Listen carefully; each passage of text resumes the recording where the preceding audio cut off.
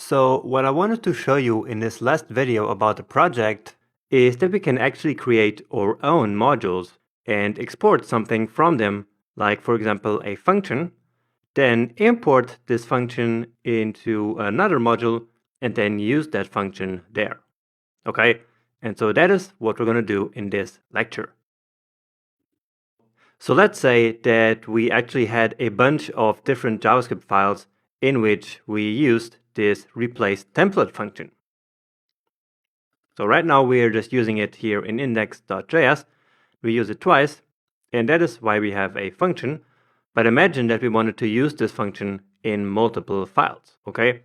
So what we can do is to create a new module and export that function from it and then import it back here.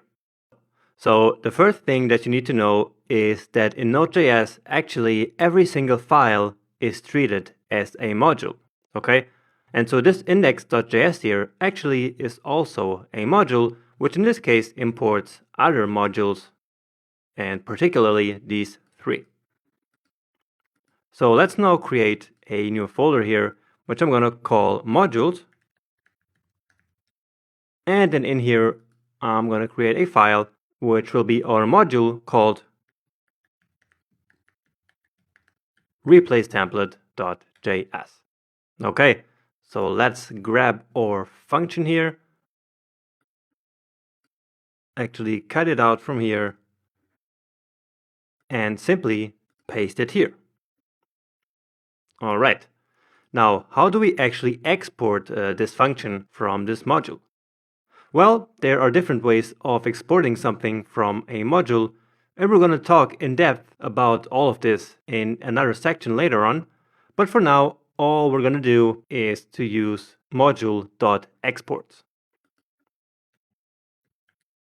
Okay, so in each module, we have access to a variable called module, and on there, we can set the export property.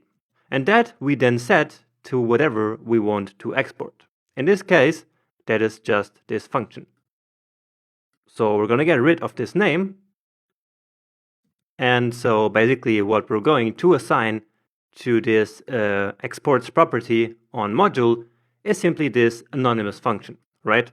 So I said anonymous because right now this function does not have any name. And so it's just an anonymous function that we assigned to this export property on the module object. Again, that is an object that we have access to in each and every Node.js module. All right. And again, later on, you'll learn how that actually happens behind the scenes. But for now, let's just use it and don't worry about why it works this way. So this exports this function from the module. Let's now go to index.js and import it. And imports usually always happen at the top of the file and after the core modules. So first we have the core modules, and then we have our own modules. Now we will do require, and then our own module, which is dot. And remember that in the require function, the dot actually means the current location of this module. Okay, so remember when we talked about the dar name variable here, which is usually the one that points to the modules folder. But in this case, in the require function, remember there is an exception where this dot actually points to the location where this module is in. And so right now, that is this root folder here. And so from here, we go to modules. And then in there, we have replace template. And again, just as with the other modules, we don't need the .js. Okay, now that is going to return what we exported here with module.exports. Okay, so what we have here, this code, this function, is what will be exported from this require function call. And so we can now save that into a variable and give it any name that we want. So we could just call it x if we wanted, or really whatever we wanted. But instead, I'm just giving it this name that we already had here so that I don't have to change my code here. So replace template is the name that I want to give to this variable, which is now this function. And just like this, we exported something from one module and imported it into another one. Okay, and so if we now restart our server, everything should still be working, but it actually does not. We have some kind of error here. And it says it cannot find the module, and that's because I was stupid enough to call this folder here modules.js. So I'm sorry for that. This one is, of course, only supposed to be called modules.